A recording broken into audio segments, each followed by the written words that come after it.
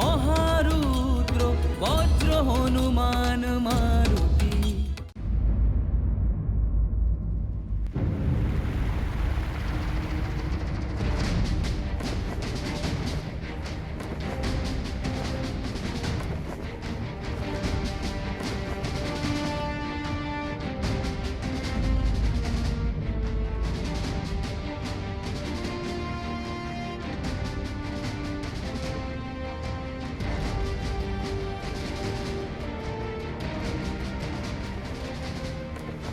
আমার বানর বীর মিত্রেরা, আজ আমাদের অত্যন্ত সজাগ হয়ে আর সতর্কতার সঙ্গে যুদ্ধ করতে হবে।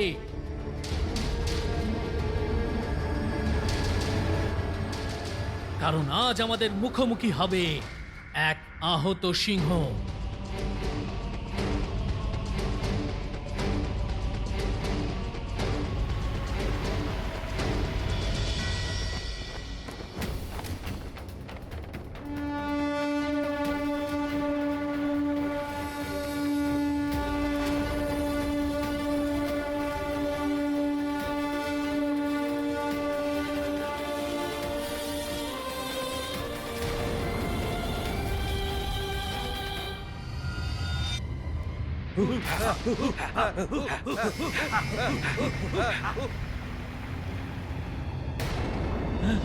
এই অন্ধকার কিসের? কি হচ্ছে চারিদিকে? চারিদিকে অন্ধকার? এই অন্ধকার তো চারিদিকে ছড়িয়ে পড়ছে। কিসের এত অন্ধকার? এটা কি হচ্ছে? হঠাৎ করে চারিদিকে অন্ধকার কেন নেমে এলো? এটা আবার কোনো রাক্ষসদের মায়া নয় তো?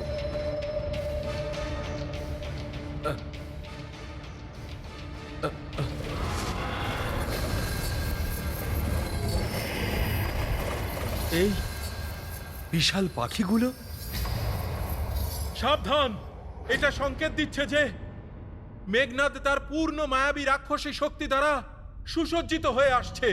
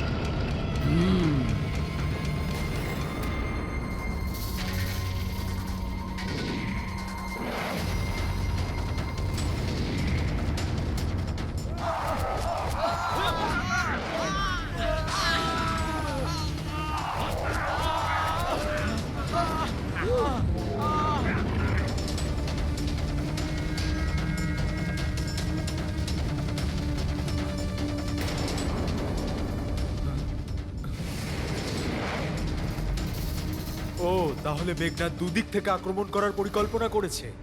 আমায় শীঘ্রই এটাকে বিফল করতে হবে। কাল তো এই যুদ্ধ ছেড়ে পালিয়ে গেছিল, আজ একে যেতে দেব না। হ্যাঁ নল, আজ একে এখানেই শেষ করে দেব আমরা।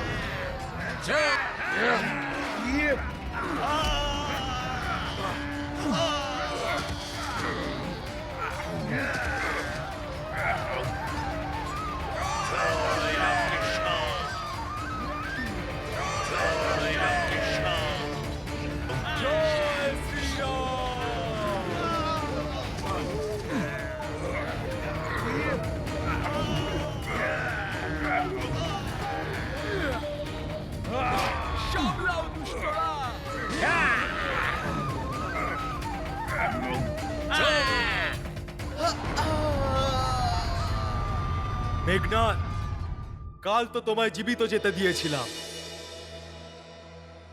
যেতে দাও ওকে, কিন্তু আজ আমি তোমাকে কোনো প্রকারেই ছাড়বো না।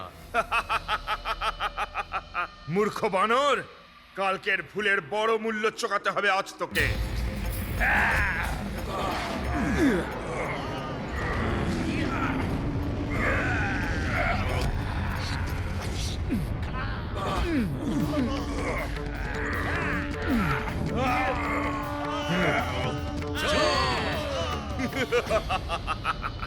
এই নাও মেঘনাদ।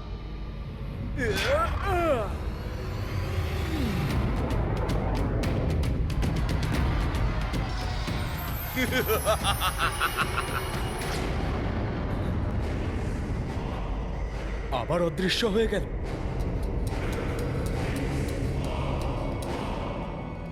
ও, তাহলেও এখন মায়া যুদ্ধ শুরু করেছে, কিন্তু অদৃশ্য হয়ে কোথায় চলে গেল?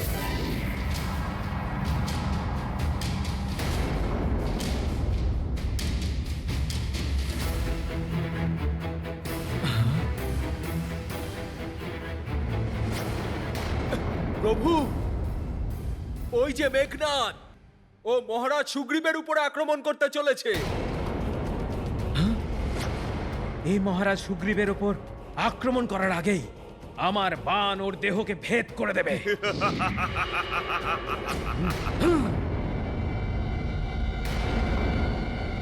আমার মায়াবী শক্তির জোরে তোমরা কেউ আমাকে দেখতে পাবে না, আর আমি একাকী তোমাদের সবাইকে আর তোমাদের সেনাকে শেষ করে দেব। আর সেটা আমি শুরু করব বানর রাজ সুগ্রীবকে দিয়ে।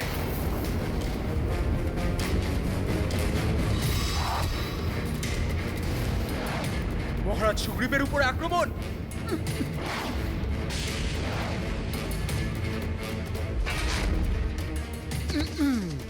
আমি ওনার কোনো ক্ষতি হতে দেব না।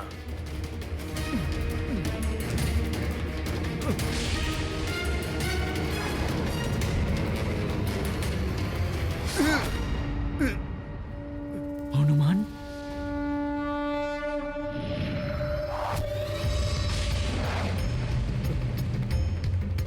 এ কি, অন্য দিক থেকে আক্রমণ!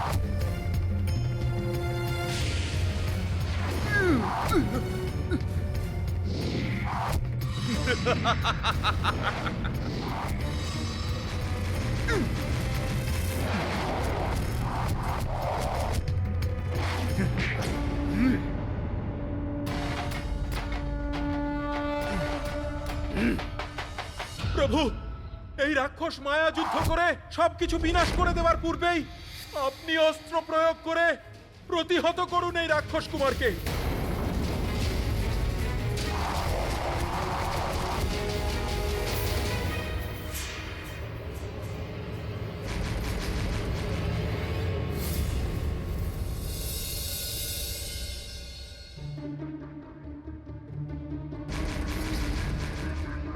দাদা আক্রমণ করতে গিয়ে থেমে গেল কেন?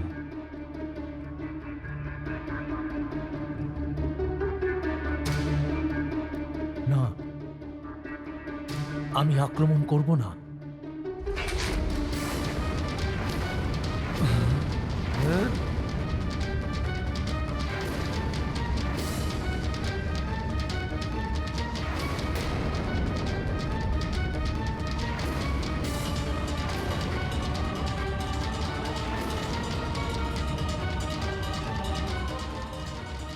প্রভু এরকম কেন বলছেন? না দেখে শব্দ শুনে তার উপর আক্রমণ করা অনুচিতই নয়, ধর্মের বিরুদ্ধও বটে।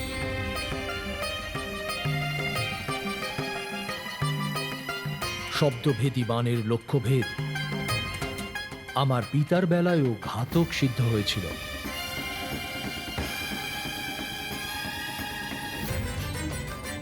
না দেখে আক্রমণ করার জন্য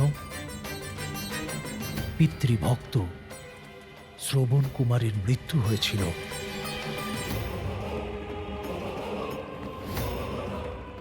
ধনুক থেকে বেরোনো তীর কখনোই আর ফেরত আসে না, তাকে কোথাও না কোথাও অবশ্যই বিঁধতে হয়। সেই জন্য শত্রু যতই মায়া যুদ্ধ করুক না কেন, তবুও আমি আক্রমণ করব না।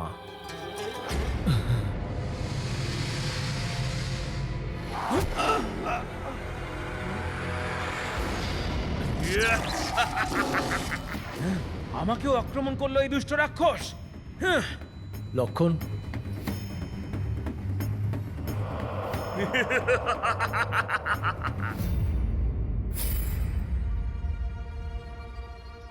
কি হলো? নিজের অস্ত্র নামিয়ে নিলে যে? আমার মায়াবী শক্তি দেখে ভয়ভীত হয়ে পড়েছ বুঝি?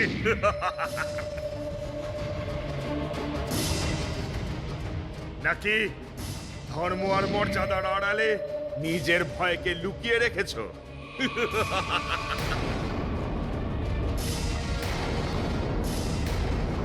তুমি যুদ্ধ থেকে পালাতে পারো, কিন্তু আমার মায়াবী শক্তির হাত থেকে নয়।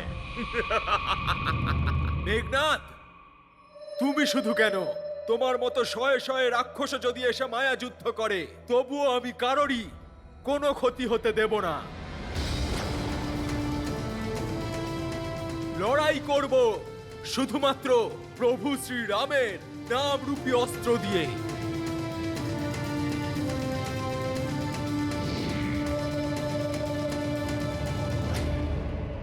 আমার মতো শয়ে শয়ে? তাই হোক।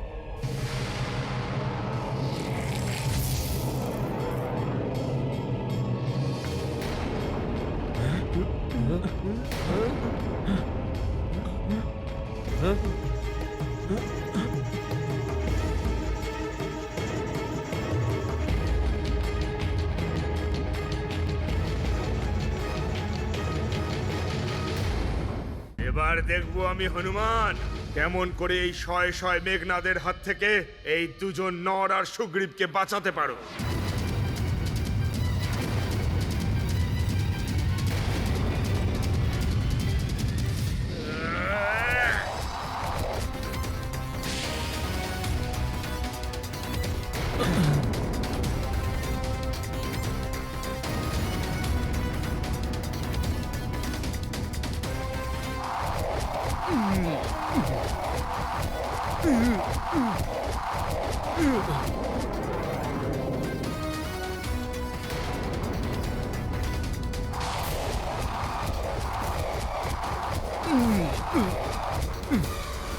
বানর, সোজা পথে কাজ হবে না দেখছি।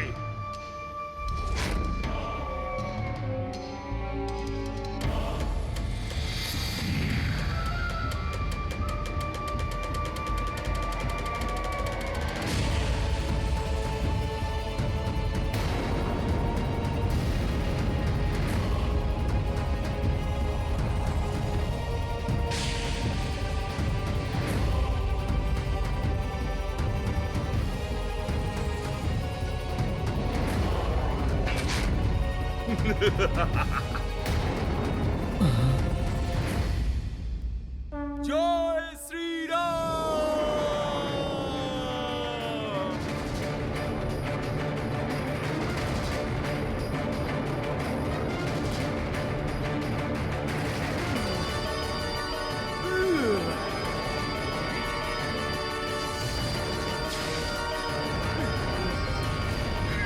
হনুমান!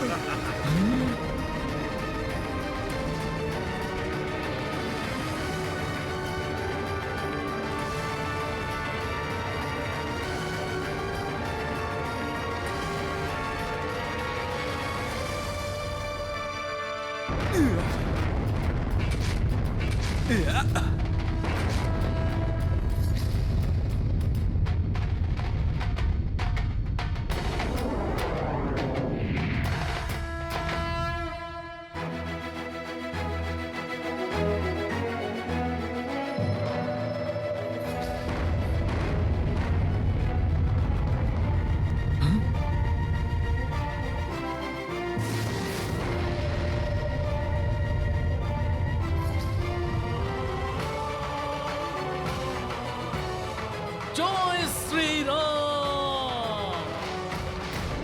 তুচ্ছ বানর, তুমি এই তিনজনকে এই জন্যই বাঁচাতে পেরেছো কারণ ওরা একই স্থানে ছিল। এবার নিজের সৈনিকদের তুমি কিভাবে বাঁচাবে?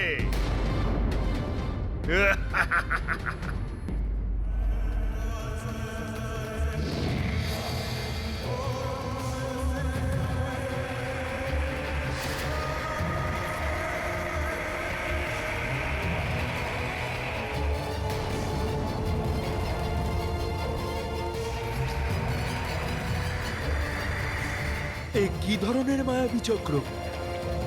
একেও প্রতিহত করব আর।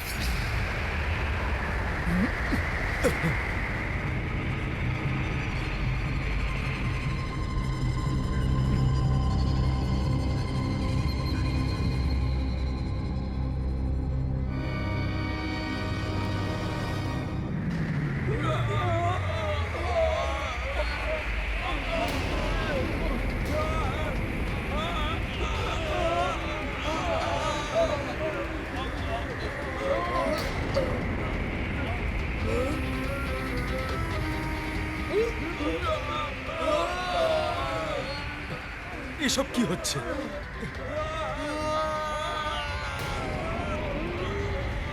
তারা দুষ্ট।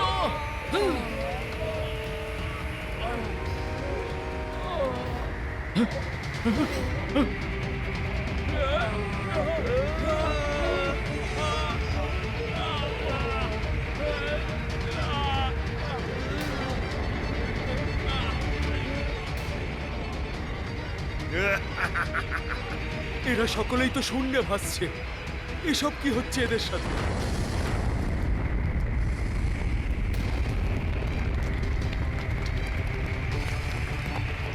এসব কি হচ্ছে? সমস্ত মাটি পাথর পৃথিবী ছেড়ে ওপর দিকে উঠে যাচ্ছে কেন? যেন মনে হচ্ছে আমাদের সব বানর সেনা কয়েক মুহূর্তের মধ্যেই ধরাশায়ী হয়ে মৃত্যুবরণ করবে।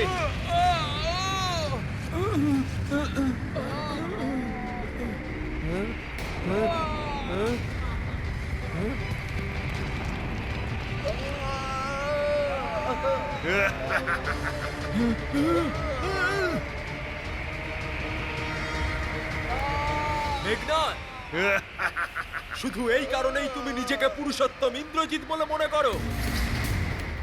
শুধু মায়াবী শক্তির দম্ভই আছে তোমার? আরে কা পুরুষ তুমি, কা পুরুষ? যদি সত্যিই তোমার বাহুবল থেকে থাকে তাহলে এসো এই মায়াবী শক্তিকে ত্যাগ করে আমার সাথে লড়াই করো। ত্যাগ করো এই মায়াবী শক্তি আর মুক্ত করে দাও ওদের। আচ্ছা, ধরে নাও, এখনই মুক্ত করে দিচ্ছি আমি।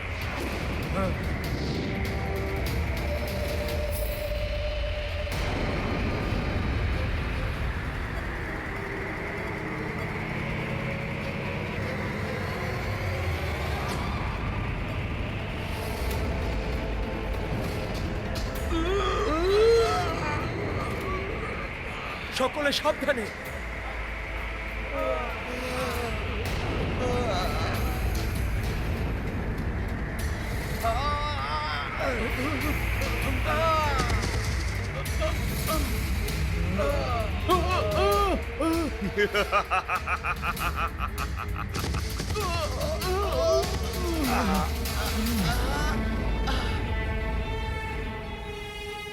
অত্যন্ত ধূর্ত এই মেঘনাদ। একে তো আমি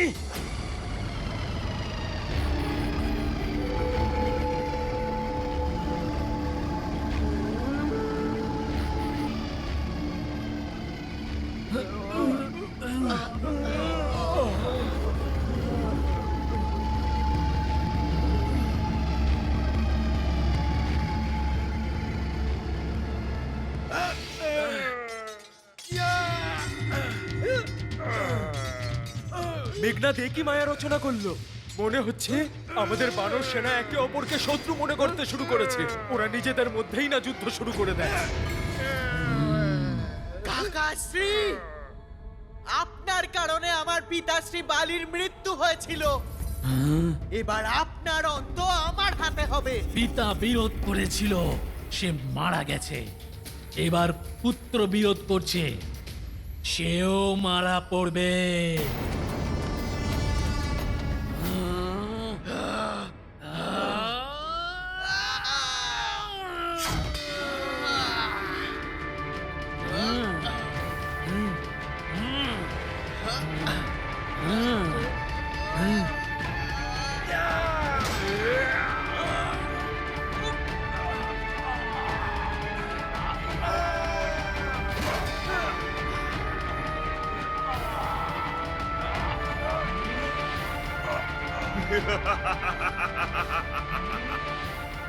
এসব কি শুরু হয়েছে? কিভাবে আটকাবো আমি এসব?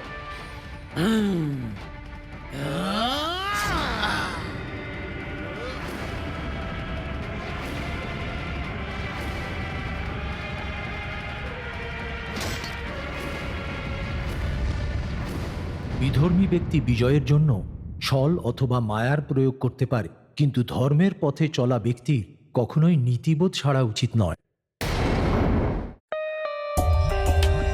For more updates, subscribe to our channel, click the show links and enjoy watching the videos.